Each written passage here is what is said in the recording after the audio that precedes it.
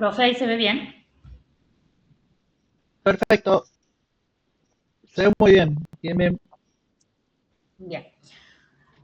Bueno, nosotras somos Delfina y Martina y elegimos un paper que se titula Redes musculares, análisis de conectividad de la actividad electromiográfica durante el control postural. Este trabajo se enfoca en entender cómo el sistema nervioso coordina múltiples músculos para mantener el equilibrio y en vez de analizar los músculos de manera individual, utiliza un enfoque más moderno que los considera como parte de una red interconectada. Es muy importante porque el movimiento humano no depende de un solo músculo, sino de la interacción de muchos músculos que deben activarse de manera coordinada. Bueno, el control postural es la capacidad del sistema nervioso de mantener la estabilidad del cuerpo frente a perturbaciones, como por ejemplo cambios en la superficie, movimientos externos o también algunas oscilaciones del cuerpo. Y lo que hace es integrar múltiples sistemas, que son el sistema visual, el vestibular y el propioceptivo.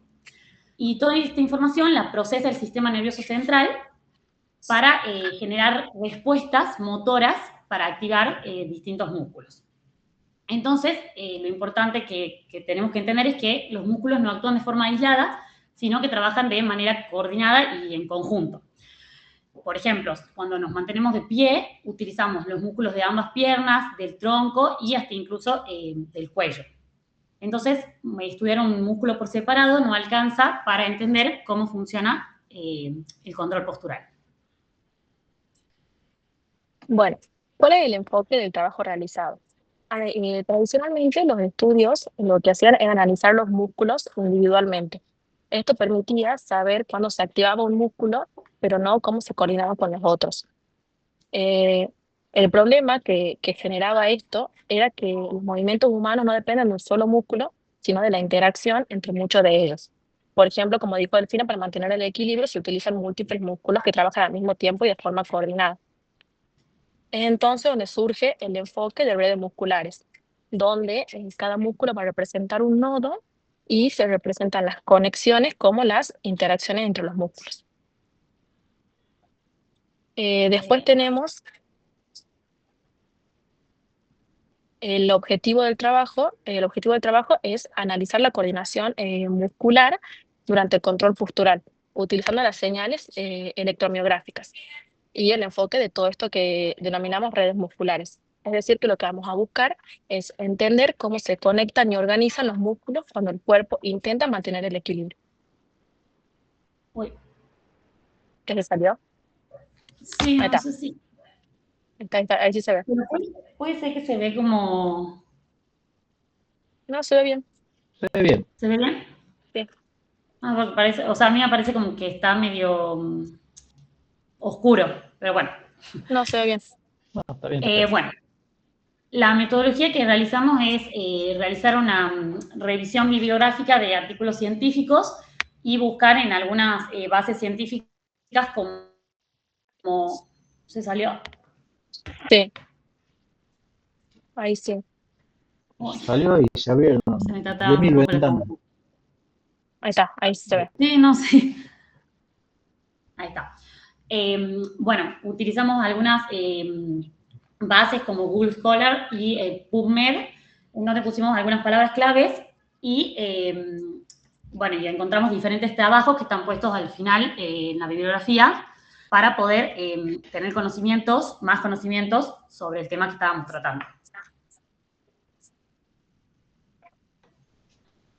Bueno, el sistema nervioso, o sea, cómo llegamos, digamos, a entender cómo se maneja el control postural, es porque el sistema nervioso genera diferentes señales que coordinan los músculos que necesitamos para hacer un determinado movimiento. Y esas señales son luego analizadas, o sea, son señales electromiográficas que lo que nos permiten hacer es registrar la actividad eléctrica muscular. Bueno, la coherencia intermuscular, que es el concepto que utilizamos básicamente en todo el trabajo, lo que hace es indicar qué tan sincronizados van a estar dos músculos en una determinada frecuencia. Es decir, mide si los músculos están trabajando al mismo ritmo. Si estos músculos están sincronizados, sugiere que reciben una entrada neuronal común. Esto es muy importante porque nos va a permitir determinar cómo el sistema nervioso organiza la actividad muscular. Y a partir de esta información podemos construir las redes musculares utilizando lo que nombramos anteriormente, que son los músculos, que van a ser los nodos, y las conexiones, que van a representar la interacción funcional. De esta forma es donde pasamos a obtener las señales eléctricas. Por lo tanto, podemos realizar el análisis en 3 pasos principales. Primero, se registran las señales electromiográficas de los músculos. Estas señales lo que van a hacer es representar la actividad eléctrica generada durante la contracción muscular. Luego se calcula la coherencia entre estos pares de músculos, que lo que nos va a permitir es evaluar qué tan sincronizados están, como dije anteriormente, y finalmente, a partir de esta coherencia, se construyen las redes musculares. Esto es muy importante porque se transforman datos eléctricos en una representación estructural del sistema. Bueno, un aspecto muy importante que hay que tener en cuenta es que las redes musculares no son fijas, sino que se modifican según la dificultad de la tarea y la información sensorial disponible. Por ejemplo, no es lo mismo estar de pie quieto que tener que hacer equilibrio en una superficie inestable. Entonces, de esta manera se demuestra que el sistema motor es dinámico y adaptable y se ajusta según las necesidades. Bueno, ¿cuáles son los resultados que se obtuvieron en este trabajo? En los resultados se analiza la coherencia intramuscular en función de la frecuencia. O sea, como mencionamos anteriormente, se mide la sincronización entre los músculos y en la gráfica podemos observar picos en determinadas frecuencias. Estos picos lo que hacen es indicar si los músculos están sincronizados en esos rangos. Si están sincronizados, sugiere que hay una señal común del sistema nervioso que coordina dicha actividad. Pero lo más importante de esta sincronización es que no es igual en todas las frecuencias. O sea, podemos estar trabajando con frecuencias altas o frecuencias bajas y esto nos va a indicar las diferentes asociaciones y a qué mecanismo está controlando.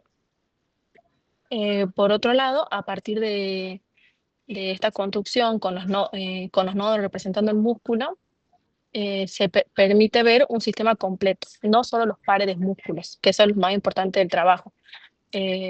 Lo más importante es que se puede observar que las redes cambian según la frecuencia. A bajas frecuencias se observan que las conexiones son más globales y hay muchos músculos conectados entre sí. En cambio, a altas frecuencias son conexiones más locales y son músculos más específicos los que están conectados.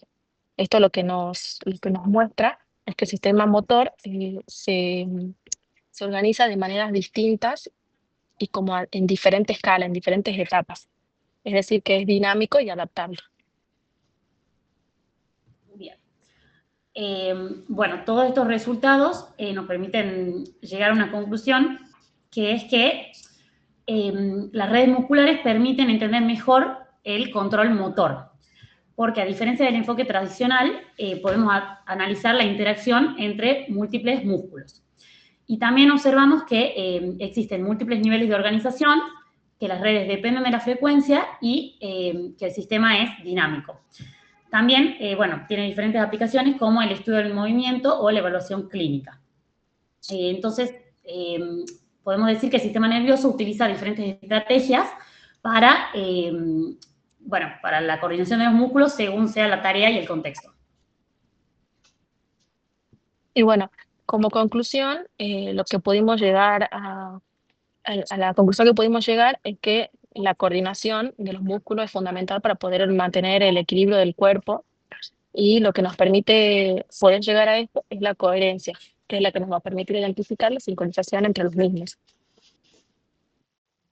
Y esto es lo que determina la existencia de señales neurológicas, neuronales comunes. El enfoque de las redes neuronales permite estudiar entonces el sistema motor de una manera mucho más completa.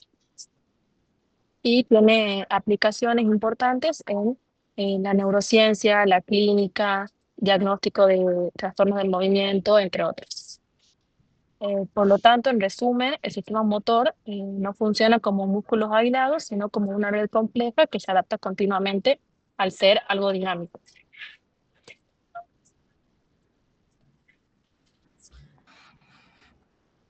Y bueno, esa es la referencia bibliográfica utilizada, que son el paper y